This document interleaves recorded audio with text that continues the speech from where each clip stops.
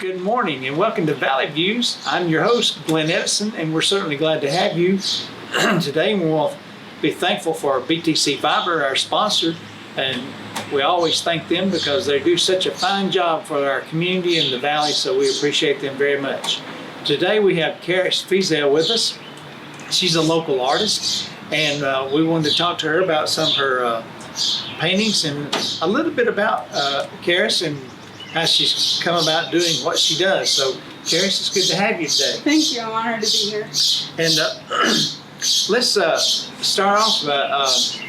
I know you've been painting for some time now, but what got you started in painting? Well, I've been actively painting for about 6 years now, but I feel like I've been an artist pretty much since I could hold a pencil. And I think what sparked that interest is I've dealt with cerebral palsy my whole life.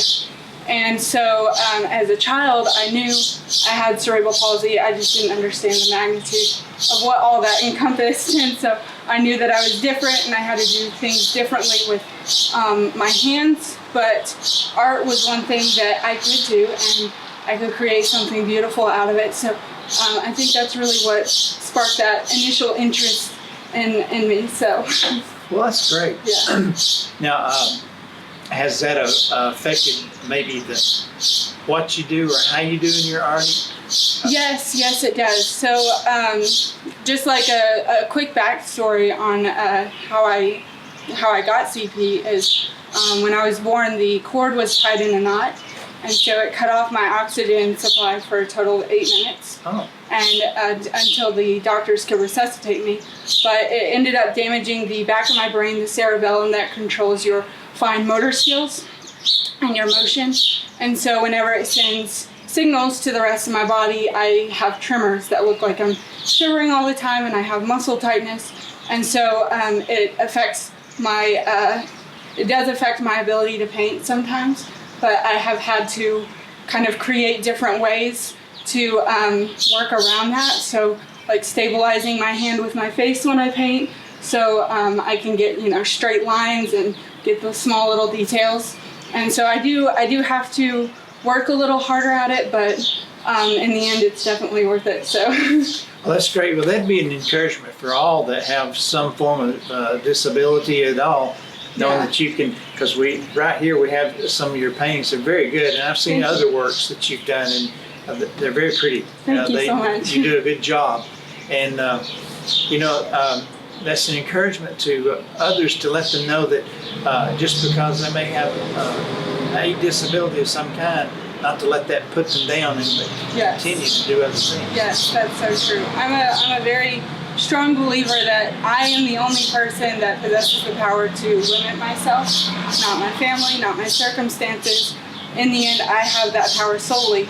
And so it just helps me thinking about it that way, because I'm responsible for how my life turns out, in the end. And so realizing that helps me, just kind of try and achieve better and push myself through difficult challenges. So that's kind of my life story and well, it looks like you're doing the story behind my art. Thank you.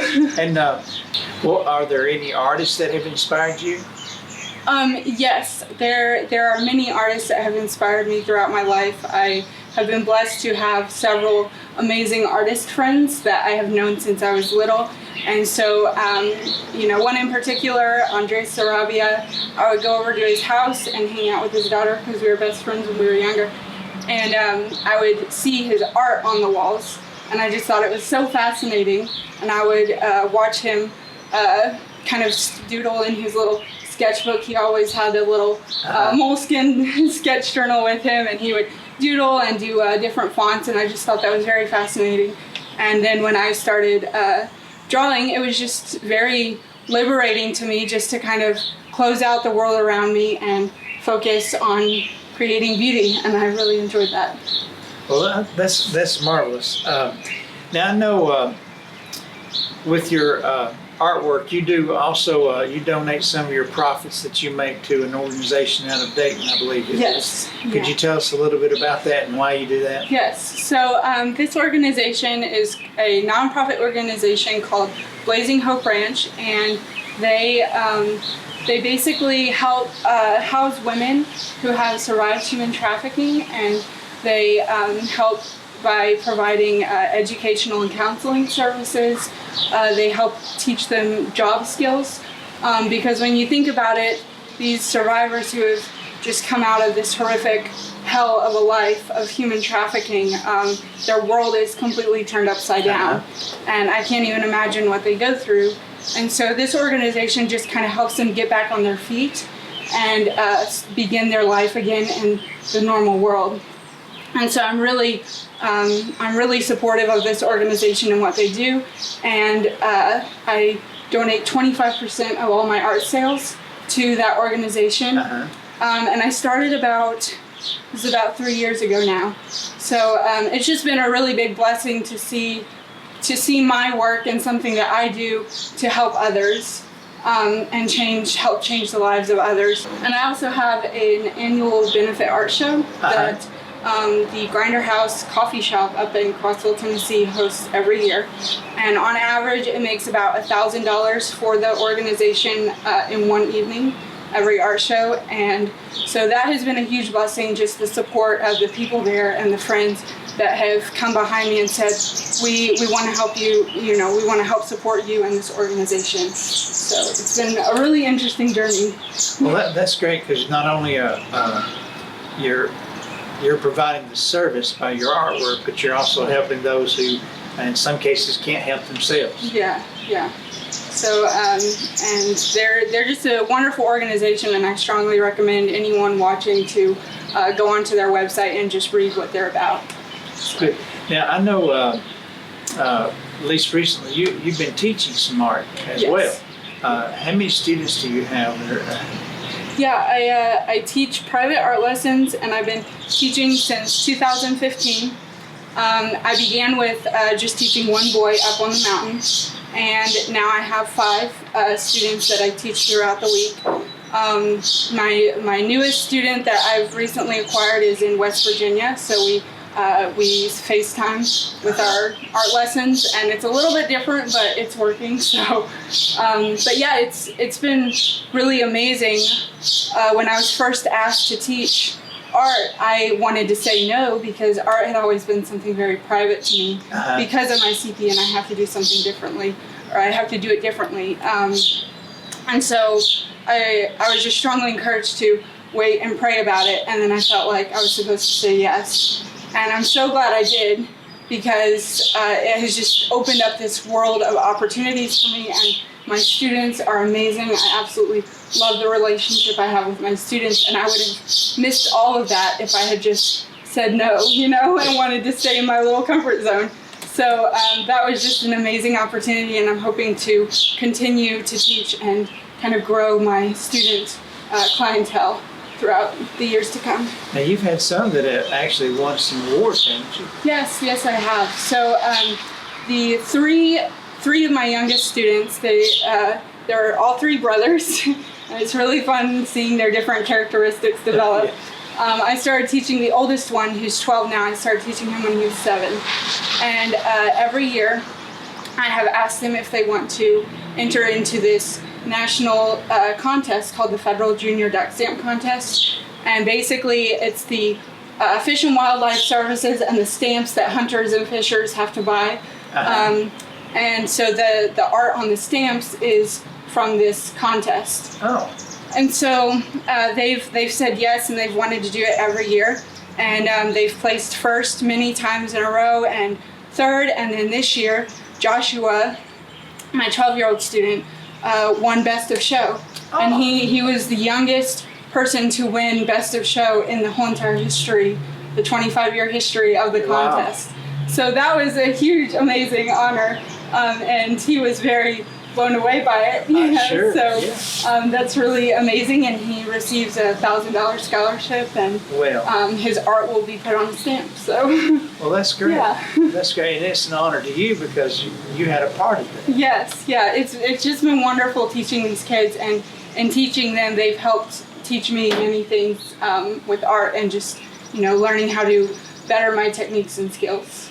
Well, and I'm sure they probably have some different points of view in art than you, and maybe picked up from that as well. Yeah. Yeah, it definitely, we both teach each other in the end, whether they realize it or not. And they're just an absolute joy to be around, so. Well, and you mentioned one thing a while ago about overcoming your setback with the CP. And, you could have very easily just stayed at home and said, hey, I have CP, and that's the end, and accepted that and just been careless. Yeah. But instead, you dealt with it, and you're a motivation not only to yourself and others, but even to your students. And now that motivation has carried you. You're going to be going to college this fall. Yes. Tell us a little bit about that. I know you're excited about that. I am very excited. So I graduated high school 2 years ago, and I decided I was going to take a year break because I wasn't financially prepared for college or mentally prepared. And that 1 year break ended up turning into 2 years. And so I also just didn't think that because I had such a low ACT score, I have a high GPA, but a low ACT, that I wouldn't get the scholarships I needed, and I didn't want to do student loans and student debt. So back in February, my friend told me about a college in North Carolina, Brevard College. And they're a small college in the center of this very strong art community. And so I went there on scholarship day, had an interview with the art professor. I brought 2 of my paintings. One was the Chattanooga Choo Choo. He saw those, and we had our interview, and then he told the admissions office to give me their biggest art scholarship. Well. And I was very shocked because that's why I had spent 2 years at home, because I didn't think I would be able to get any scholarships. And so now I will be living off campus, but now I've pretty much got all of my college covered with scholarships and grants. That's and great. It's just been an amazing blessing.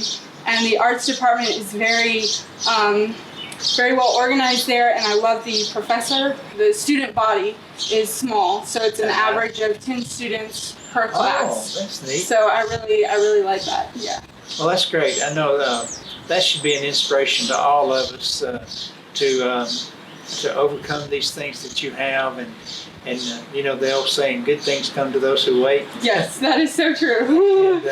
and now you're going to have an opportunity to carry your love for art on, and improve on it through work at school. Yes. And that's super. So you got a full scholarship. And that is so great. Thank you. Yes, it's been a blessing and totally just God's timing, and I'm glad I didn't rush it. I know the college life, even though it may be small school, and you mentioned like 10 students, that's really great. Yeah. I've been in some of those larger classes. And but the fact that you're being able to go and fine tune your skills, and it's possible you could teach others while you're there as far as how to deal with CP and everything.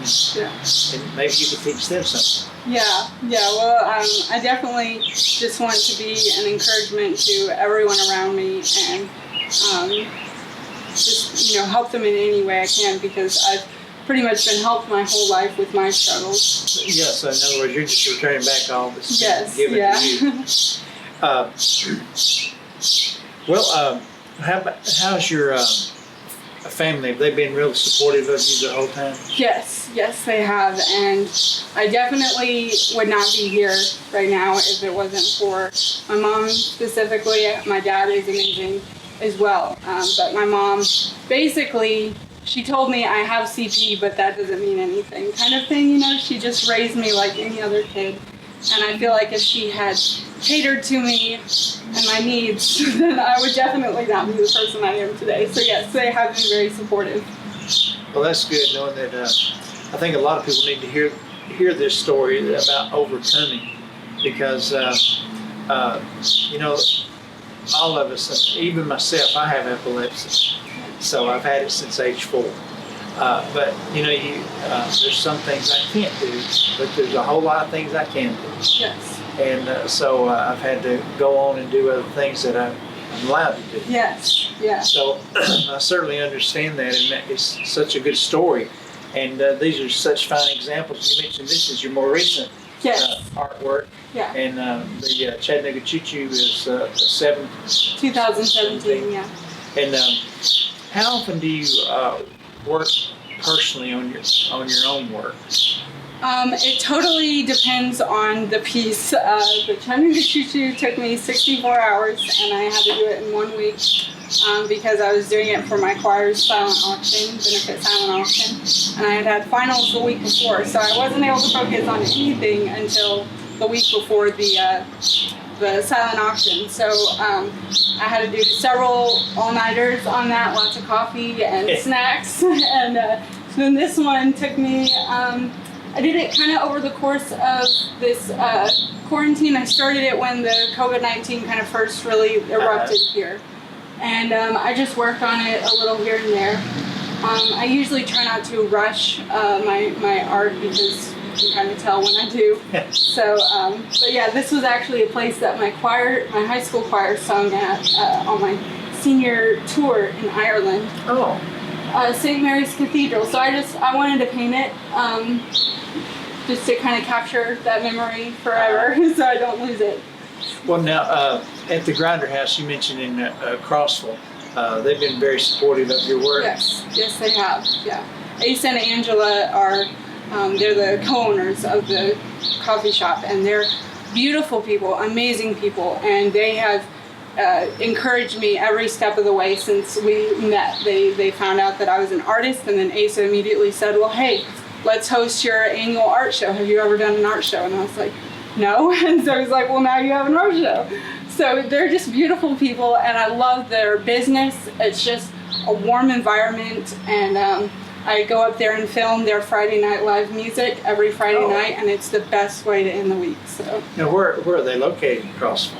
They're right off of Main Street, and so they've got a big green and yellow sign, Grinder House, and it's they've also got a drive-through. They opened up a drive-through during the quarantine, so yeah, it's just a beautiful place, and I highly recommend it. Well, do they have some of your paintings there? Do they?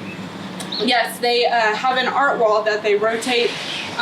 They rotate artists and paintings off of throughout the year. I do have a really big one that stays there all year. It's called Out of Darkness, and it's a bunch of horses on the painting. But yeah, they have multiple art from different artists throughout the Crossville and just locally dispersed. So. Well, it sounded like to me, just listening to you, not only do you influence people there in Pikeville, but it looks like you're going to expand your world into Dayton, now in North Carolina, and Crossville. So you're touching a lot of people with your art. Thank you. And that's to be commended. Thank you. Because a lot of people can't say that. They don't. They're more to themselves, and you've taken your experience and expanded it and gone on and not let things get you down. Thank you so much. Well, I appreciate that very much. Okay, well listen, thank you for being here today, Karis, and we really appreciate having you. Thank you so much for having me. It's been an honor. You're more than welcome. Thank you. Brought to you by Bledsoe Telephone Cooperative, your full-service telecommunications provider right here in the Sequatchie Valley.